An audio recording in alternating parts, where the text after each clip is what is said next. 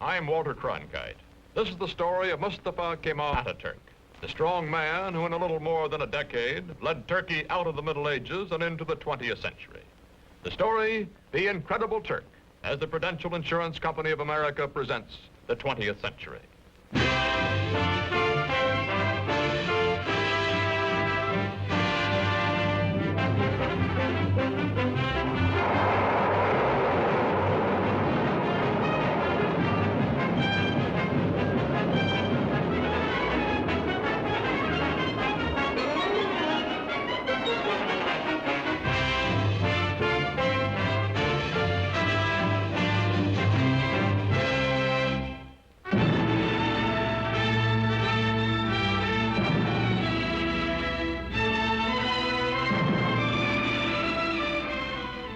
In the Middle East today, chaotic, vulnerable to Soviet expansion, Turkey, modern, powerful, and a rarity in this area, pro-Western, is prepared to defend herself against any aggressor.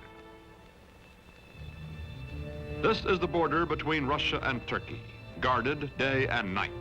The red sentry does not know he is being photographed from across this border.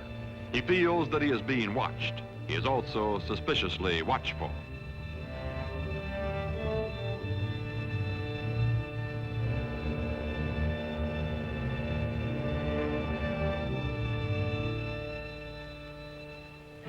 Today, Turkish cavalry defends the broken, desolate terrain at the edge of Asia Minor. These cavalry squadrons are part of the strongest fighting force in the Middle East, the Army of Turkey, a democratic-minded member of NATO, military partner of the United States.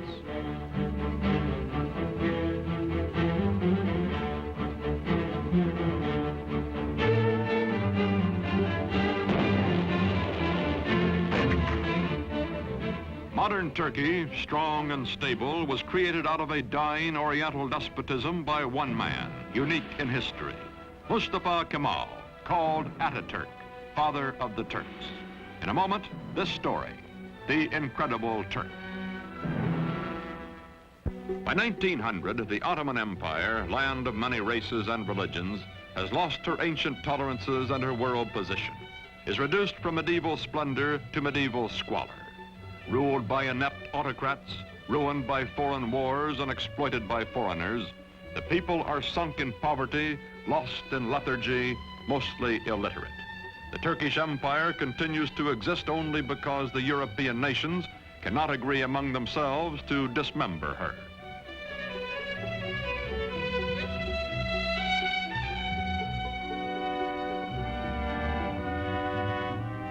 Before World War I, Germany has plans to embrace Turkey as an ally, then to subjugate her as a satellite. To visit the sick man of Europe, as Turkey is called, comes the German emperor himself, Kaiser Wilhelm II. He is received with more than ceremony. His glowing promises, such as the Berlin to Baghdad Railroad, are believed by the Sultan and his government, and even by the nationalist-minded Young Turks. When war comes, Turkey will waver between her old friend Britain, allied with her hereditary enemy Russia, and her new friend Germany. On October 29, 1914, Turkey takes into war, on the Kaiser's side, her obsolescent army.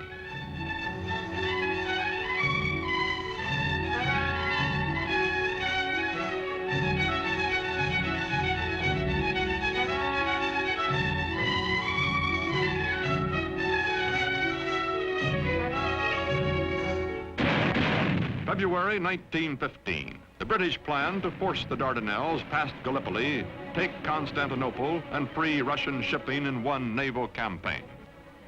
Mustafa Kemal is an unknown officer commanding a feeble Turkish division at Gallipoli. His brilliant strategy and ferocious personal leadership changed the course of the battle, the campaign, and the war. After 10 months, the British signal defeat and steam away, leaving on the historic shore of the Hellespont a new hero in Turkey. One victory, one great military commander are not enough. The defeat of the Central Powers by the Allies brings the end of the old Ottoman Empire. It is carved away, leaving only Turkey proper, a much smaller and more homogeneous land which, with leadership, may become a nation. November 1918. The ships of the victors crowd the harbor at Constantinople after World War I. From the palace of a weak and corrupt sultan, there comes no opposition. Turks bowing to Mecca accept their fate.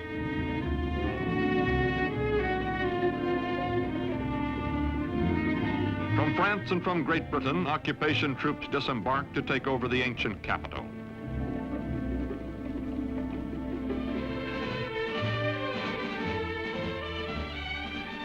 Sure that the Allied armies in Constantinople will do nothing to prevent it, Greece is preparing for an invasion of Turkey. On May 15, 1919, the Greeks land their troops.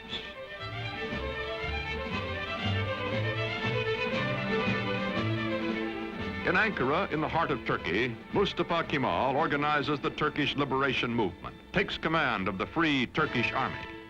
From far off Constantinople, the Sultan repudiates him, but Mustafa grimly swears that he will gain Turkey's freedom or die. No other general equals this man, and the Turkish soldiers need only to be led to fight. They are traditionally warriors.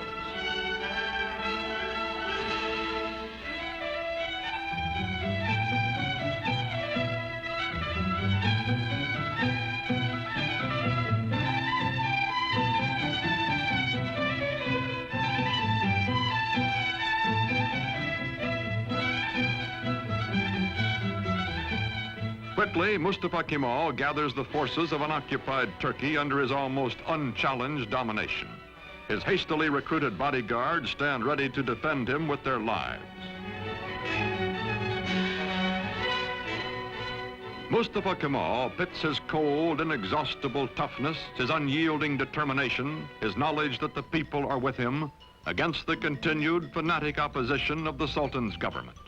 Ammunition must be made by hand, by old men and hungry workmen, boys and children. Mustafa Kemal's Turkey is going into battle with the Greeks.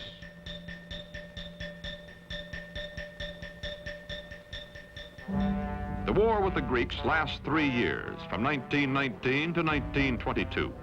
The Turkish people know it is a war of extermination, atrocious, no quarter given or asked. Heroically led, the Turks advance against the invaders. The women leave their endangered homes to carry shells to the army.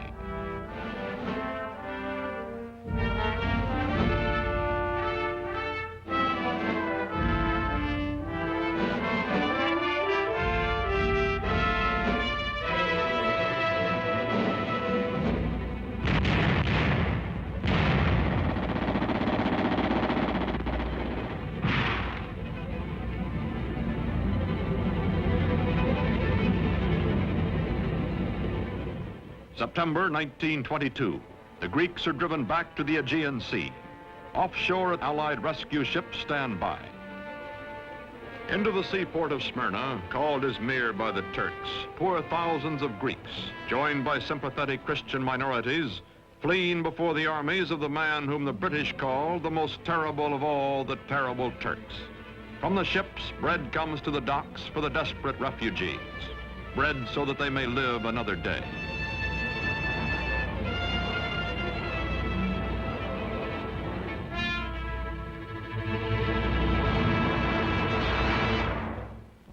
September 9th, 1922. The Turks enter Smyrna, last stronghold of the invaders. They take vengeance against the Greeks for whole Turkish villages wiped out, for their kinsmen massacred. The burning of Smyrna, the final atrocity that both the Greeks and the Turks disavow, ends a war that has become an unendurable nightmare for both sides. Its polyglot population takes to the sea as the flames destroy the great Homeric city.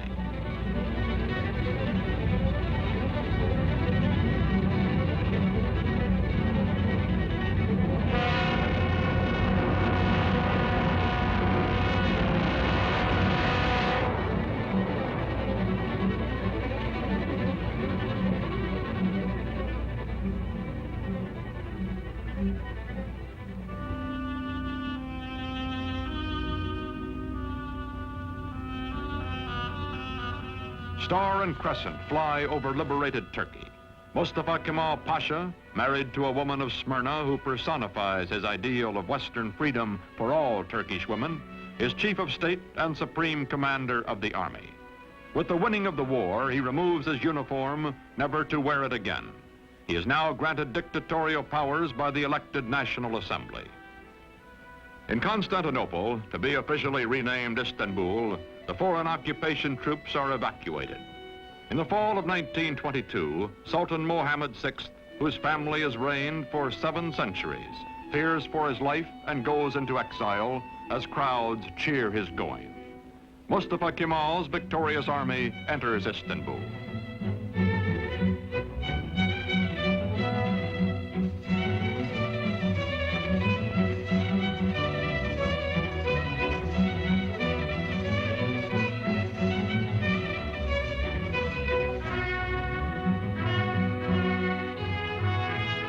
First president of the First Turkish Republic, Mustafa Kemal, during the 1920s, keeps his limitless wartime powers and his command of the army, makes the hard, dry town of Ankara his capital.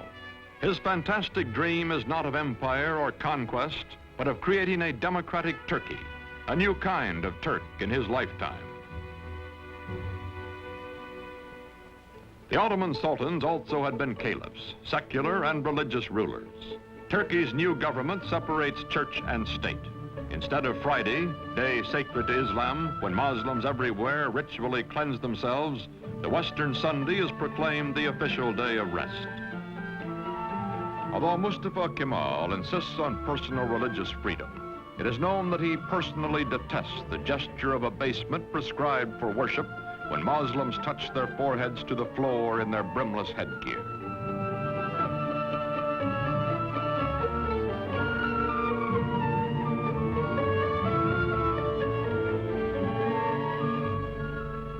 To Kemal, this headgear, the fez, symbolizes Turkey's Oriental fatalism and ignorance.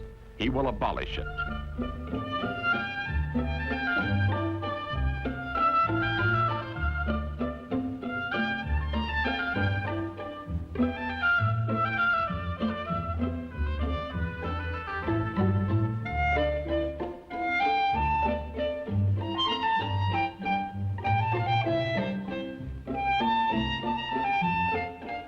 Wearing the fez becomes an act of treason. European hat makers unload in Turkey.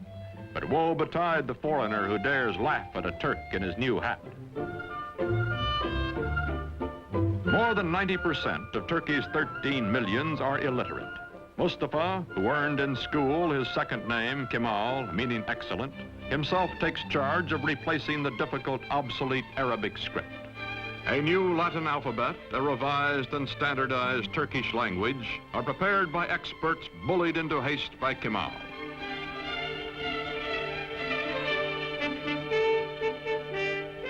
To make a modern nation capable of government by the people, all Turkey must be sent to school.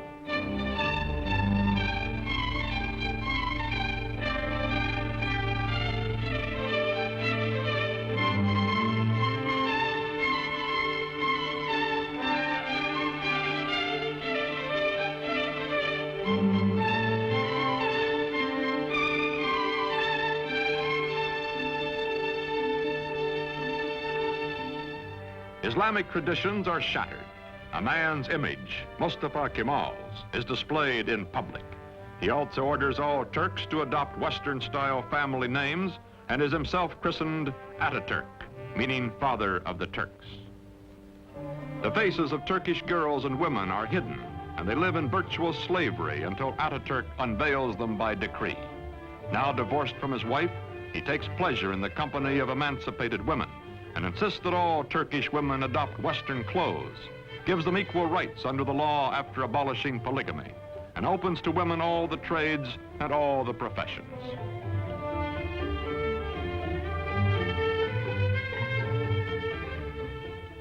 Ataturk, who has eaten the black bread of poverty and lived in the front lines of war, acquires the trappings of power. His proud, fiercely disciplined bearing, which annoyed his superior officers years before, does not change now that he acknowledges no superiors. The men around him treat him as emperors and primitive chieftains and modern dictators are treated. Flatter and yes him, seek the smallest of privileges, such as lighting his cigarette.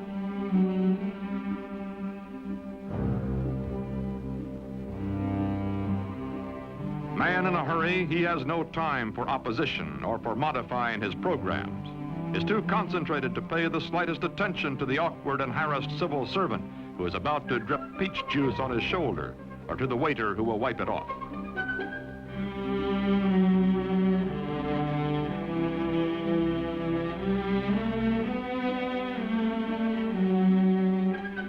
Although gossip is rife of his spare time affairs with women, of private drunken orgies by which Ataturk relieves long periods of relentless labor, this monarch in mufti never loses his public dignity, even at play. He is adored, also respected, also hated and feared and ruthless in dealing with those who oppose him. Now he goes into the countryside, to remote villages, to archaic farms, to rouse the lethargic and primitive peasants. His credo, Turk, be proud, work, be confident.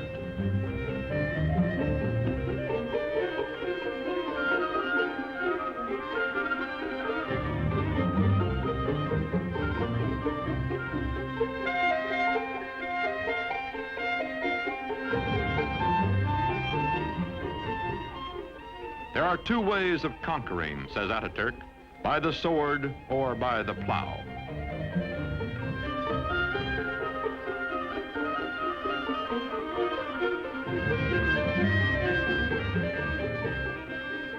To show his phlegmatic peasants what he wants, he buys land, demonstrates the advantages of tractors.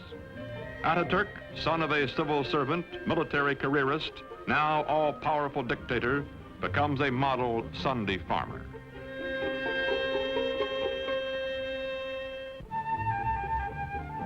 The world is anxious to restore good diplomatic relations with Turkey. From the United States comes Ambassador Joseph Clark Grew. For this revolution and high accomplishment, one man is primarily responsible. The name of Gazi Mustafa Kemal will forever be associated with the development, founding of the new modern Turkish state, and will forever be inscribed indelibly upon the rolls of history. Türk milleti taben demokrattır. The Turkish nation is democratic by nature. Zaten çok yükselmiş bulunan Amerika milletinin Türk milleti. I have no doubt that the American nation, which has gone so far in this ideal, is Turkey's friend in her aims. Bütün beşeriyeti birbirini sevmeye. This will not be all. Perhaps it can lead to a world of love, with all old prejudices erased, with all nations coexisting in peace and prosperity. When the Great World Depression of the 1930s slows down economic reconstruction in the country, Turkish people by the thousands wait for Ataturk to bring him their troubles and their problems. To the man in the street, Ataturk is his personal boss and his personal friend, willing to listen, wanting to help.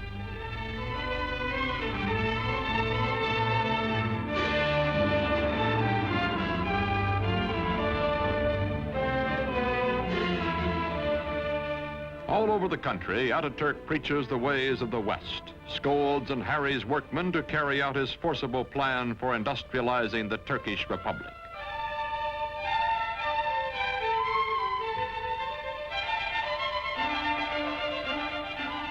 Turkey begins to move into the 20th century, builds dams, mills, factories. The tempo is fantastic. Industrial production under Ataturk increases tenfold.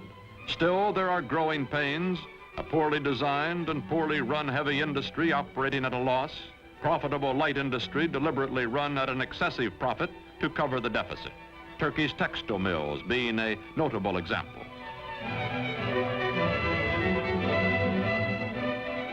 The European nations compete briskly for Turkish trade, for her surpluses, her chrome, and her tobacco, in exchange for the manufactured goods, machinery, and arms she imports.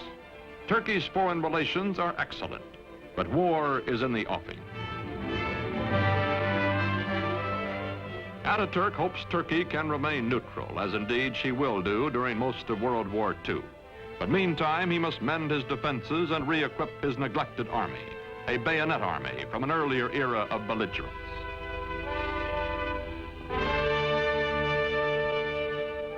Turkey's dictator has said, Hitler will lead a dynamic nation to destruction by whipping its passions, and Mussolini will play Caesar.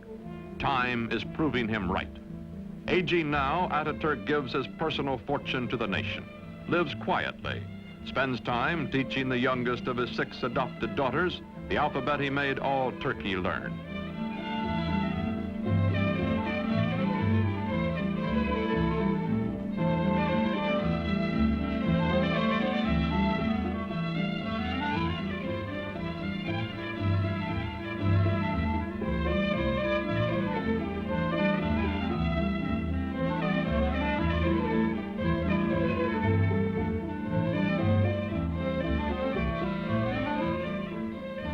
Watching his young nation, Father Ataturk believes in her democratic future and has preserved for her under his autocratic rule the Republican Constitution and the secret ballot which will elect his successors. His severest Western critic grudgingly admits, Ataturk is dictator so that Turkey may never again have a dictator. The Shah of Iran is among the neighboring rulers who come to admire Ataturk's prospering, progressive nation. The Emir of Transjordan comes. The Arab world is impressed by Turkey, but later when nationalism develops throughout Islam, none of its leaders will have Ataturk's genius or his convictions.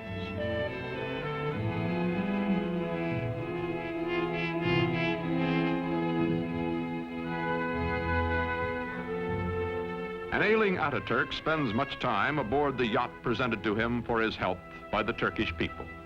Long ago, he has said, I will lead my people by the hand along the road until their feet are sure and they know the way. Then my work will be done.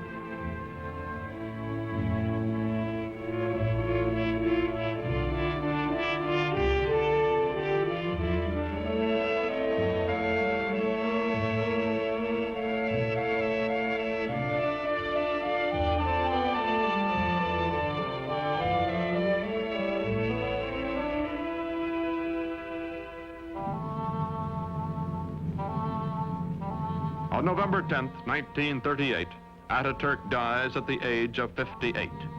13 years of his life he spent in active warfare fighting for Turkey. For 15 years, until his death, he was our first president and absolute ruler. His last command is that his successor be one who will follow his course. Ismet İnönü is that man.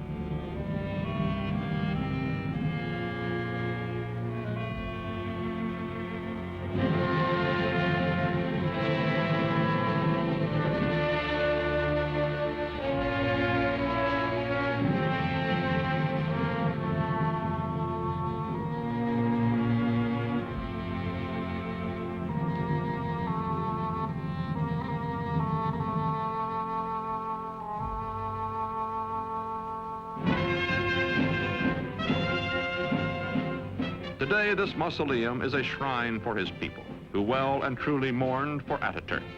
Marching past in fighting trim, the soldiers of Turkey are the sons of the ragged forces who followed him to fight for Turkish independence 40 years ago.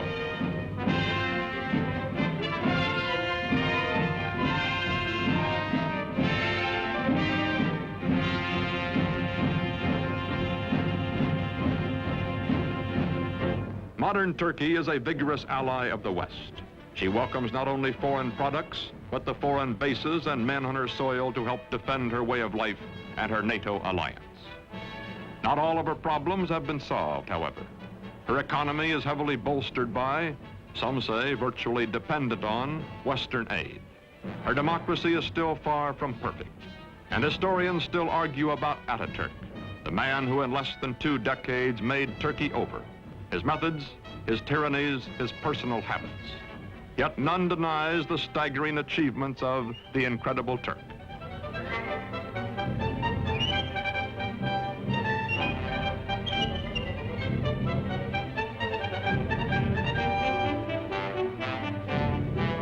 These, our allies, guarding the gates to the east, are the inheritors, the children of Mustafa Kemal Ataturk.